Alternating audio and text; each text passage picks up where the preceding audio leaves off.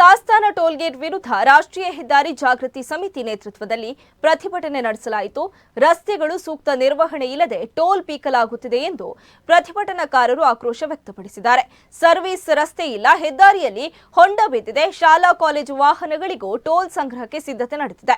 ಹೆದ್ದಾರಿ ಅಭಿವೃದ್ಧಿಯಿಂದ ಪ್ರಾಣಹಾನಿಯಾಗುತ್ತಿದ್ದು ಯಾವುದೇ ಮನವಿಗಳಿಗೂ ರಾಷ್ಟ್ರೀಯ ಹೆದ್ದಾರಿ ಪ್ರಾಧಿಕಾರ ಕಿವಿಗೊಡುತ್ತಿಲ್ಲ ಎಂದು ಪ್ರತಿಭಟನಾಕಾರರು ಆಕ್ರೋಶ ಹೊರಹಾಕಿದ್ದಾರೆ.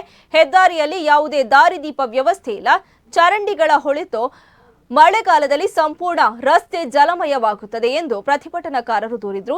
ಜಿಲ್ಲಾಡಳಿತ ಹೆದ್ದಾರಿ ಪ್ರಾಧಿಕಾರ ಕೂಡಲೇ ಸ್ಪಂದಿಸದಿದ್ದರೆ ಉಗ್ರ ಪ್ರತಿಭಟನೆ ನಡೆಸುವುದಾಗಿ ಎಚ್ಚರಿಕೆ ನೀಡಿದ್ದಾರೆ. ಮಳೆಗಾಲದಲ್ಲಿ ರಾಷ್ಟ್ರೀಯ ಹೆದ್ದಾರಿ 66ರಲ್ಲಿ ಕುಂದಾಪುರದಿಂದ ಹೆಜ್ಮಾಡಿಯವರಿಗೆ ಆದಂಥ ಮಳೆಗಾಲದಲ್ಲಿ ಆದಂಥ ಹೊಂಡಗಳನ್ನು ಇವತ್ತಿನವರೆಗೂ ಅವರು ಬ್ಯಾಕ್ ವರ್ಕ್ ಮಾಡಿರೋದಿಲ್ಲ.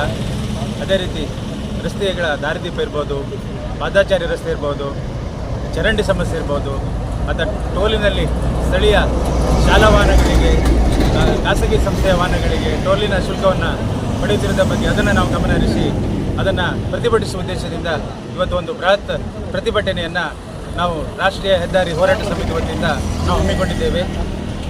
ಇದಕ್ಕೆ ವ್ಯತಿರಿಕ್ತವಾಗಿ ನಿನ್ನೆ ಜಿಲ್ಲಾಧಿಕಾರಿ ಕಚೇರಿಯಲ್ಲಿ ಮಾನ್ಯ ಡಿ.ಸಿ ಅವರು ಹಾಗೂ ಪೊಲೀಸ್ ವರಿಷ್ಠಾಧಿಕಾರಿಯವರು ನಮ್ಮ ಮೀಟಿಂಗನ್ನು ಕರೆದಿರುತ್ತಾರೆ.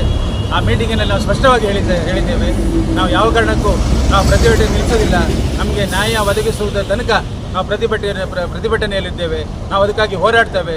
ನೀವು ಯಾವುದೇ ಪರಿಹಾರ ದಿವಸ ನಾವು ಅದಕ್ಕೆ ಒಪ್ಪೋದಿಲ್ಲ. ಯಾಕಂತ ಅಧಿಕಾರಿಗಳು ಹೇಳಿದರೆ ಅವರು ತಾತ್ಕಾಲಿಕ ಮಾತ್ರ, ಅವರು ಯಾವುದಕ್ಕೆ ಒಂದು ಸ್ಪಂದನೆ ನೀಡೋದಿಲ್ಲ.